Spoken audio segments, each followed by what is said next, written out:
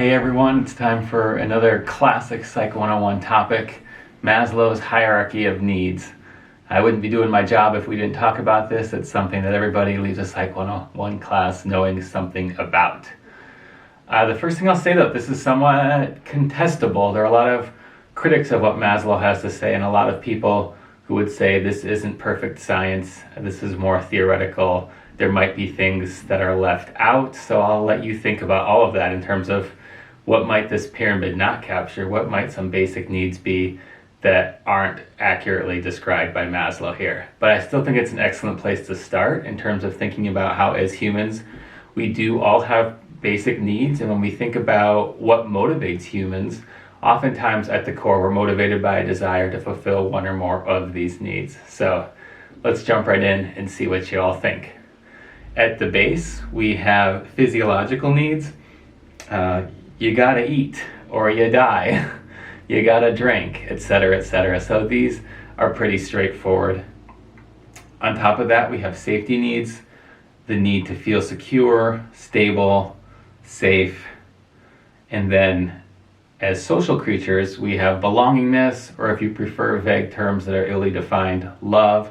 But essentially, we are social creatures. We don't want to feel lonely or isolated for long periods of time.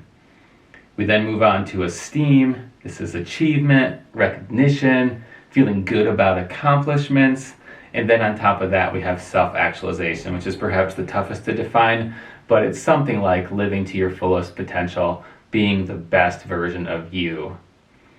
And then you'll see above that, we have mystery tier number 6 that Maslow added later. So I will let you ponder that one. What could be even higher than self-actualizing?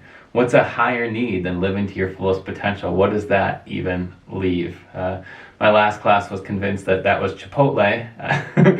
It turns out it's not Chipotle. So give that some thought. What's even higher than self-actualization? I've got a few other questions to have you think about in terms of this hierarchy. One is the question of how far money can take you. I think oftentimes our society really encourages us to pursue financial gain as a means of meeting all of our needs. But if these are what our basic needs are, or something like it, how many of those can money actually buy? Can it buy you safety? Can it buy you belonging? Can it buy you actualization? I'd be curious what you all think on that. My personal bias is that it doesn't even get you past physiological needs. And the reason I believe that is that I see all the other criteria as being subjective to the individual. What does it take to feel safe, secure, and stable? Those won't be the same circumstances for all people. We might be in the same room and I might feel safe and you might not. I might live in a mansion with security guards and bars on the windows or whatever and not feel safe. You might sleep on the street and feel safe. So there's a relationship here. Obviously money is not unrelated to some of these needs, but also it seems to be pretty insufficient. A lot of them are more of a mindset. Belongingness and love, same thing. This is very subjective. I can be around a lot of people and feel lonely. I can be by myself and not feel lonely. So loneliness isn't in the world, right? Loneliness is in my head.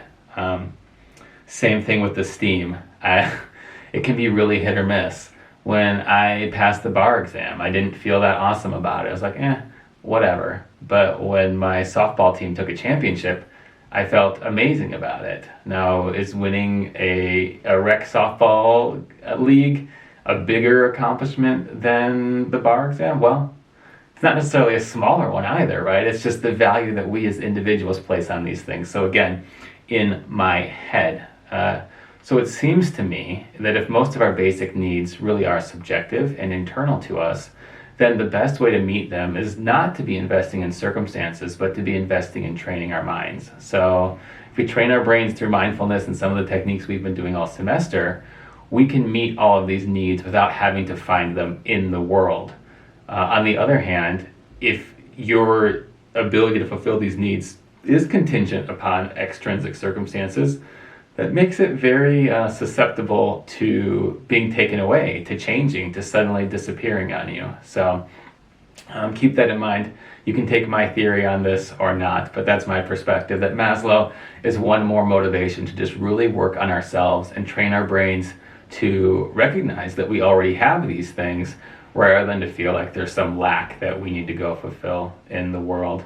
Another thing to note about the hierarchy is that Maslow's theory is that not necessarily that some of these needs are better. How do you compare the need to eat with the need to feel loved? One's not better or worse, right? They're just both needs. But the reason that Maslow put them in a hierarchy is that generally speaking, you'll fulfill them from base on up.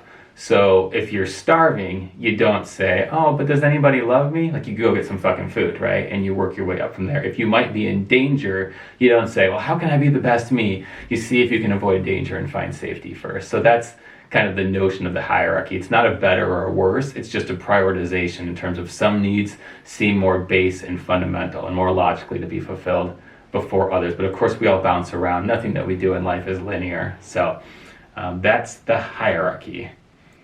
What else do I want to say about that? I think I'll share a couple things with you this week. I'll share the classic Stanford marshmallow experiment. I can't remember if we watched it as a class or not, but this has to do with delayed gratification, and oftentimes it's believed that people who can delay gratification will be more successful at meeting these needs. But delayed gratification is a weird thing. I think as a society we can take this way too far. How many people do you know that are delaying gratification until retirement? Like, you're gonna put off happiness for over 40 years so that you can then allegedly get it? That just seems insane to me. So to be able to wait for something good has value, but delaying gratification can also be an absurd game. So take a look at the marshmallow experiment, psychologists torturing kids. We always love that as a class. So that should be fun for you as well. I think I'm also going to attach a little worksheet on relationships, since belongingness is such an important, it's at the heart of the pyramid. And if I asked many of you, what was your best moment of the week or the month or today? Many of you would give answers that involve belongingness, a human connection, a relationship, things of that nature. We're social beings, but we don't often take the time to talk about what differentiates a healthy from an unhealthy relationship. We just think we're supposed to have a relationship, right, regardless of the quality. We don't even have a measuring stick for determining the quality, and sometimes even asking about a quality of a relationship feels judgy or inappropriate. But relationships can be various degrees of healthy or unhealthy. And I think these are really important conversations to open up. So I'll give you a little worksheet that I created on this. I tried to make it as inclusive as humanly possible. So if you're polyamorous and you want to evaluate a unit rather than just, a couples kind of relationship, you can. If you're aromantic, asexual, happily single, or otherwise not doing the romance game, and you want to evaluate, a relationship with a family member or a friend, I've taken out any questions that are really couples specific, just to think about relationships in general and the health of human connection in general. So check that out as well. See what you think. As always, I look forward to hearing all of your thoughts on this as we continue these conversations.